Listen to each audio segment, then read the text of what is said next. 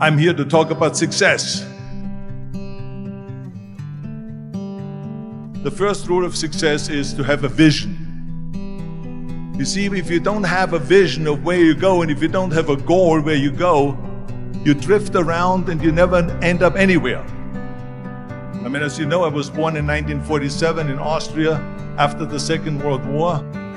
So I was very fortunate that I stumbled onto my vision. And I didn't really like Austria when I grew up. I couldn't wait to get out of there. I couldn't see myself becoming a farmer or a worker in a factory or anything like that. Even though my parents wanted me to stay there and have a normal life.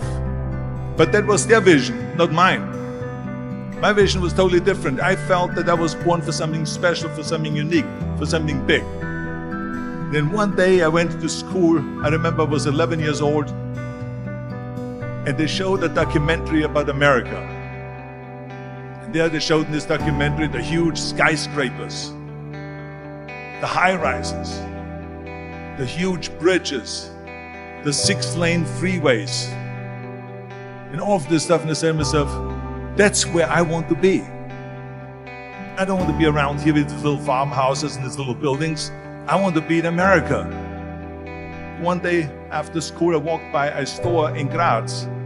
So I went inside and I looked around, and then I saw a magazine. I saw a bodybuilding magazine that had Reg Park on the cover. Reg Park was then a 3-time Mr. Universe. And I saw him on the big screen as Hercules. I read that and I said to myself, wow, this is the blueprint for my life. This is exactly what I want to do. I want to become a bodybuilding champion just like Reg Park. I want to get into movies just like Reg Park. And I want to make millions of dollars and be rich and famous just like Reg Park. Do you know how great it felt that I knew where I was going? Imagine the majority of people don't know where they're going. I knew where I was going, that I'm going to become this bodybuilding champion just like him. So it was just a question of how do you do it? I was so relieved, because when you have a goal, when you have a vision, everything becomes easy. So people always ask me, when they saw me in the gym in the pumping iron days, they say, why is it that you're working out so hard? 5 hours a day, 6 hours a day, and you have always a smile on your face. And I told people all the time, I said, because to me, I'm shooting for a goal. In front of me is the Mr. Universe title. So every rep that I do gets me closer to accomplishing that goal, to make this goal, this vision turn into reality. Every single set that I do, every repetition, every weight that I lift will get me a step closer to turn this goal into reality. So I couldn't wait to do another 500-pound squat. I couldn't wait to do another 500-pound bench press. I couldn't wait to do another 2,000 reps of sit-ups. I couldn't wait for the next exercise. At the age of 20, I went to London and I won the Mr. Universe contest as the youngest Mr. Universe ever. And it was because I had a goal. So let me tell you something, visualizing your goal and going after it makes it fun. You got to have a purpose no matter what you do in life. You got to have a purpose. 74% hate their job in America. Now, this is not much different when you come to Europe. The majority of people don't like what they're doing, because they're really not doing it because they didn't have a goal and they followed this goal. They just aimlessly drift around, and then all of a sudden there's a job opening, so they get that job because you have to work. But then when you work, it's a chore. It's work. It's not fun. So if you think about, only a quarter of the people really enjoy what they're doing in life.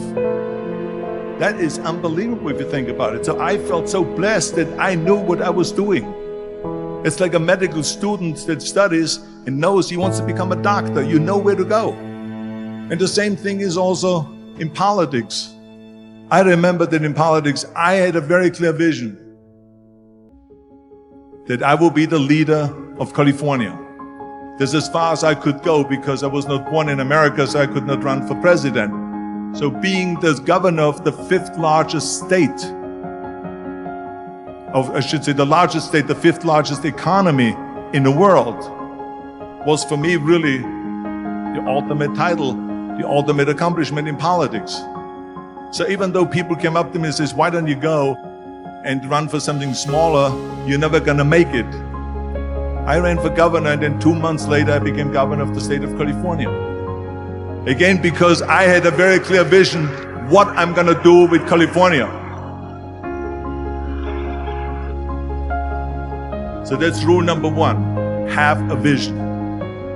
Rule number two is, don't listen to the naysayers.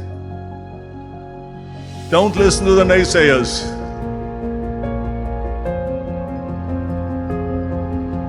Everything I ever did, the thing that I heard out of people's mouth was, that's impossible. That can't be done. Or no. That is exactly what I heard, and of course I proved to the people that it can't be done. So whenever someone said to me, it can't be done, I heard, it can be done. When they said no, I heard yes. And when they said it's impossible, I heard it is possible. I'm a strong believer of what Nelson Mandela said, that everything is always impossible until someone does it. Well, I'm going to be the one, I said to myself, I'm going to do it and I'm going to show it to them. Maybe it has never been done before. That's perfectly fine with me. But I'm going to do it. And I did not listen to the naysayers. It's all about the hard work that you put in. I said to myself, in bodybuilding I worked out 5-6 hours a day. I'm going to do the same thing now for acting. And of course I went to college to study English. I studied the accent removal, acting classes, and all of this stuff all day long. I worked and I worked and I worked. And within a short period of time, I made one movie called Hercules in New York, which of course went right into the toilet. But it didn't discourage me. I still had the same vision. And then all of a sudden I did Streets of San Francisco. I did Stay Hungry and Pumping Iron and The Villain. And then all of a sudden I was asked by Dino De Laurentiis and by Universal Studio to star in Conan the Barbarian. And after I did Conan the Barbarian, the director at the press conference said to the press, the director was John Milius. He said to the press, if we wouldn't have had Arnold, we would have had to build one. So think about that. The very body that they said can never be sold because the time is wrong. A few years later, I'm doing Conan the Barbarian, and it was the #1 hit at the box office when it came out in the summer of '82. Think about that. And the director says, if we wouldn't have had his body, we would have had to build one. So all of a sudden, my body became an asset, not a liability. And the same thing was with Terminator. After we were finished filming Terminator, Jim Cameron said to the press, if Arnold wouldn't have had that accent and talked like a machine, I think the movie wouldn't have worked.